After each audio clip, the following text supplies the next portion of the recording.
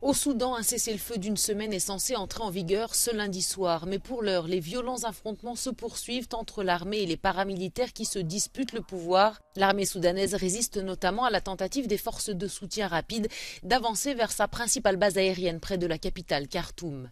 Cette nouvelle trêve a été obtenue sous l'égide de médiateurs américains et saoudiens. Reste à voir si elle sera respectée. Les deux camps s'y sont engagés, mais en plus de 5 semaines de guerre, une dizaine de cessez-le-feu ont été promis.